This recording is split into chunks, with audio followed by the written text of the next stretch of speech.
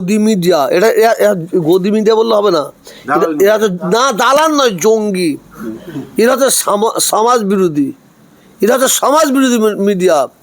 এরা এই খবরটা বলেছে যে মুসলমানরা তারা যান প্রাণ নিয়ে যখন হাসিনা চলে আসে, মন্দিরগুলো সবাই রাত জেগে রাতে পাহারা দিয়ে মন্দিরগুলো রক্ষা করেছে, এই কথা বলেছে। বাংলাদেশে তো করেছে। আমাদের ভারতবর্ষে একটা মসজিদ রক্ষা করার জন্য কোনো এই দালাল মিডিয়ার কোনো লোক গিয়েছিল?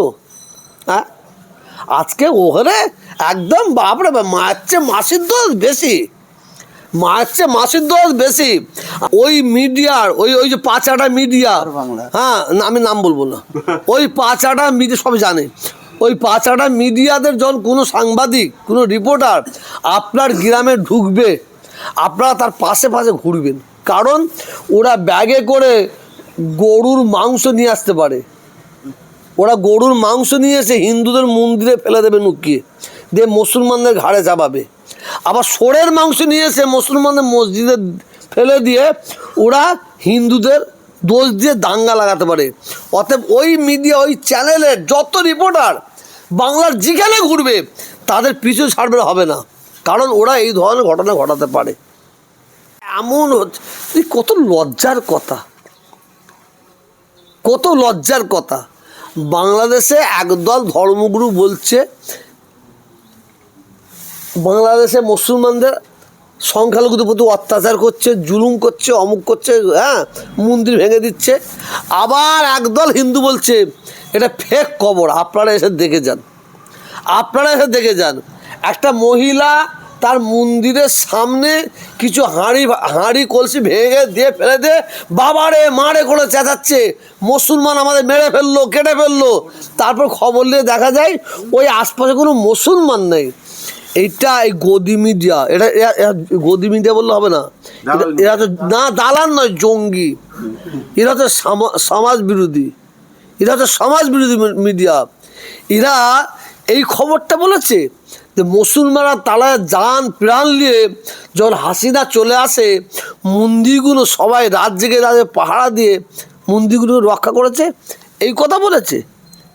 বাংলাদেশে তো করেছে। আমাদের ভারতবর্ষে একটা মসজিদ রক্ষা করার জন্য কোনো এই দালাল মিডিয়ার কোনো লোক গিয়েছিল? হ্যাঁ, আজকে ওখানে একদম বাপরে মায়ের চেয়ে মাসির দোষ বেশি, মায়ের চেয়ে মাসির দোষ বেশি। আমার ভারতবর্ষে আখলাককে কীভাবে মারা হলো, তাবরেজ আনসারিকে কীভাবে মারা হলো, আফরাজুলকে কীভাবে মারা হলো, হ্যাঁ সাবির মল্লিককে কীভাবে মারা হলো। একটা বাচ্চা মেয়ে 8 থেকে 9 বছর বয়স, কোথায় জম্মু কাশ্মীরে, তাকে একটা মন্দিরের ভেতর ঢুকিয়েছে, মন্দিরে যেটা পবিত্র জায়গা বলে, সেখানে ঢুকিয়ে 6 থেকে 8 জন ধর্ষণ করেছে।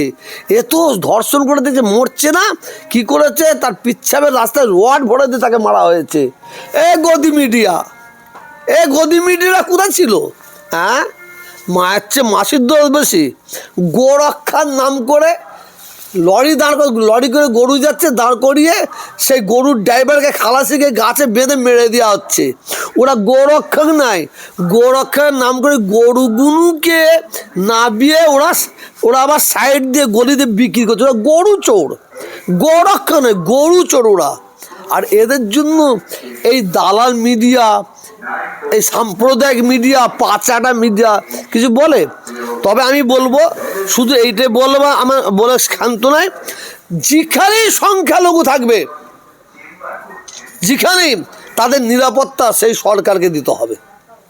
আমি হিন্দু মুসলিম কিচ্ছু বুঝি না, সংখ্যালঘুদের প্রতি অত্যাচার জুলুম যেখানে হবে, সংখ্যালঘুদের ধর্মস্থলে যেখানে আঘাত আসবে, সেখানেই সেই সরকারকে তাদের কি বলা হয়, নিরাপত্তা দিতে হবে, তাদের রক্ষা করতে হবে, এটা আমার দাবি। হুজুর একটুখানি বলবো, এই যে মিডিয়া পারছে না, তখন বললেন এই মিডিয়াকে আমরা চতুর্থ স্তম্ভ বলে থাকি, ঘোড়ার ডিমের স্তম্ভ, সেই স্তম্ভ, ঘোড়ার ডিমের স্তম্ভ। আমি বাংলার মানুষকে বলবো, ওই মিডিয়ার ওই যে পাঁচাটা মিডিয়া, হ্যাঁ আমি নাম বলবো না, ওই পাঁচাটা মিডিয়া সব জানে। ওই পাঁচাটা মিডিয়াদের যখন কোনো সাংবাদিক, কোনো রিপোর্টার আপনার গ্রামে ঢুকবে, আপনারা তার পাশে পাশে ঘুরবেন, কারণ ওরা ব্যাগে করে গরুর মাংস নিয়ে আসতে পারে।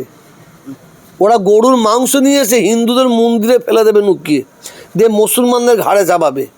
আবার ষোঁড়ের মাংস নিয়ে এসে মুসলমানদের মসজিদে ফেলে দিয়ে ওরা হিন্দুদের দোষ দিয়ে দাঙ্গা লাগাতে পারে।